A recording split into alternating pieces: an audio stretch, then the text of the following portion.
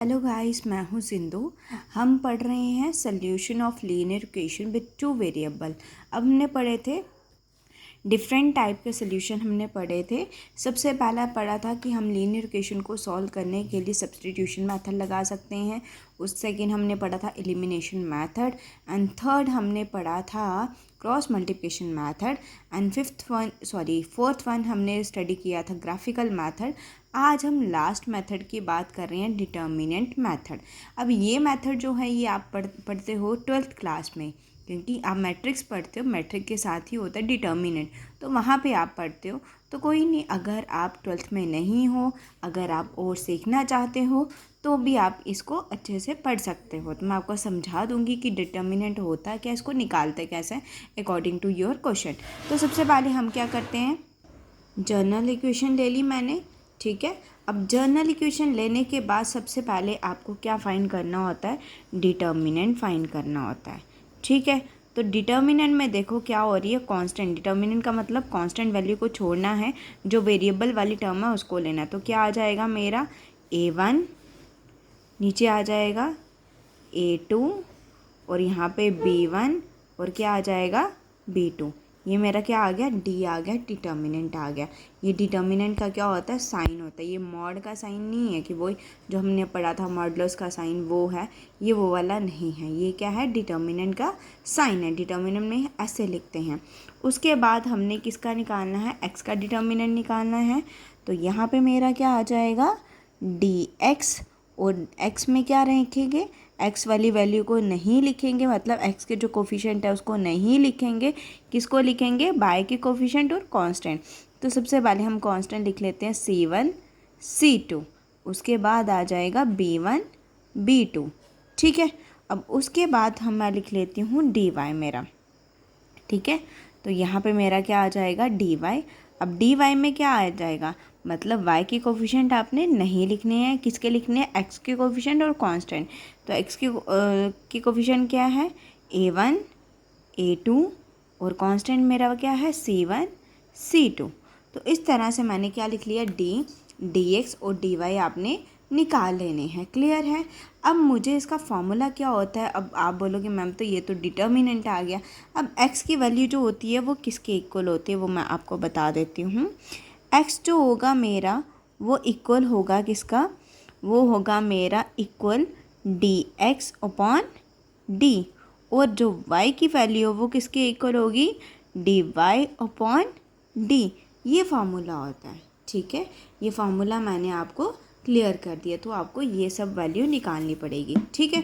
अब यहाँ पे मैं क्या करूँगी, 2 इक्वेशन ले लूँगी एग्जाम्पल, और फिर मैं बताऊँगी कैसे इसको सॉल्व करते हैं। तो ये देखिए मैंने इक्वेशन ले ली है, 2 इक्वेशन ले ली है, x + y = 5, x - y = 7। ये मैंने 2 इक्वेशन ले ली है, ठीक है। अब इन 2 इक्वेशन को सबसे पहले मुझे डिटर्मिनेंट निकालना है। डिटर्मिनेंट में हम क्या करते हैं, x और y के कोफिशिएंट लिखते हैं। तो x के कोफिशिएंट देखो क्या है, दोनों में 1 1 है। तो यहाँ पे मैं क्या लिखूँगी, 1 और 1, और y की कोफिशिएंट यहाँ पे क्या है, पॉजिटिव का 1 और नेगेटिव का 1, 1 और -1, यहाँ तक लिख लिया। अब dx लिख लो। dx में हमें पता है मुझे x के कोफिशिएंट नहीं लिखने हैं, क्या रखने हैं, कांस्टेंट और y के कोफिशिएंट लिखने हैं। कांस्टेंट क्या है, 5 और 7, यहाँ पे मैं लिखती हूँ 5 और 7। अब कांस्टेंट यहाँ पे क्या है, y की कोफिशिएंट क्या है, 1 और -1, तो 1 और यहाँ पे क्या आ गया, -1। वैसे ही हम क्या करेंगे, dy के लिख लेंगे। तो dy में किसका यूज़ होगा, x और कांस्टेंट का यूज़ होगा। तो x का कोफिशिएंट क्या था, 1 1, और कांस्टेंट के कोफिशिएंट क्या है, 5 और 7।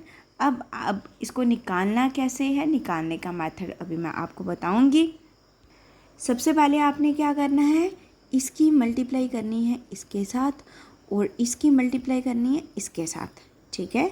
तो यहाँ पे -1 × 1 क्या हो जाएगा, इक्वल टू का साइन लगा लो, -1 × 1, बीच में किसका साइन आएगा, माइनस का, फिर इसकी मल्टीप्लाई इसके साथ, तो क्या आ जाएगा, 1 × 1, ठीक है।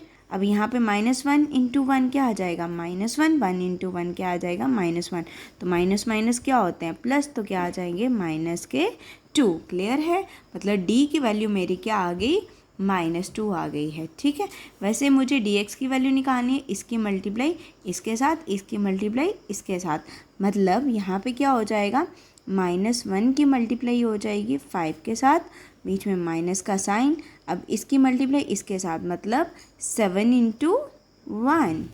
ठीक है, अब यहाँ पे देख लो, -1 × 5 क्या आ जाएंगे, -5, देन 7 1 का 7, तो माइनस माइनस क्या होते हैं, प्लस होते हैं।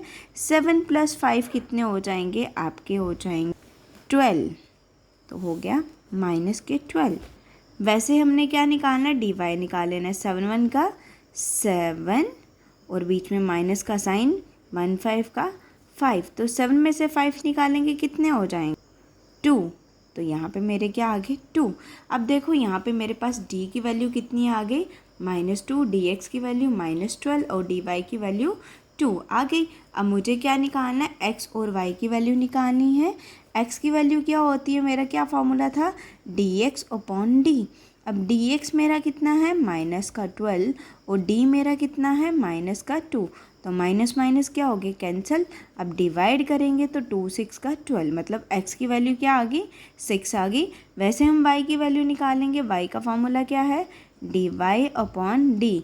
अब dy कितना है, 2 और d भी कितना है, -2, ये दोनों कैंसिल, तो वैल्यू क्या आ जाएगी, -1। तो वैल्यू मिल गई हमें, x की वैल्यू कितनी आ गई, 6 और y की वैल्यू कितनी आ गई, -1।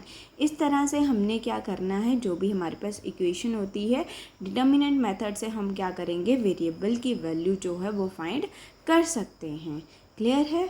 डिटर्मिनेंट मेथड जो है मैंने आपको पहले ही बताया, ये 12th में यूज़ होता है, मतलब 12th ऑनवर्ड यूज़ होता है, क्योंकि आप 10th तक तो आपने सुना भी नहीं होगा भाई डिटर्मिनेंट क्या होता है, 11th में भी नहीं सुना होगा। ये जब मैट्रिक्स आती है, मैट्रिक के साथ ही डिटर्मिनेंट आता है। ये मैंने आपको छोटा सी एग्जांपल लेके आपको क्लियर कर दिया कि इसको सॉल्व कैसे करना है। ठीक है, अगर फिर भी आपको कोई डाउट है तो आप मुझे कमेंट सेक्शन में बता सकते हैं। अगर किसी और टॉपिक पे वीडियो चाहते हो वो भी आप मुझे कमेंट सेक्शन में बता सकते हैं। Thank you.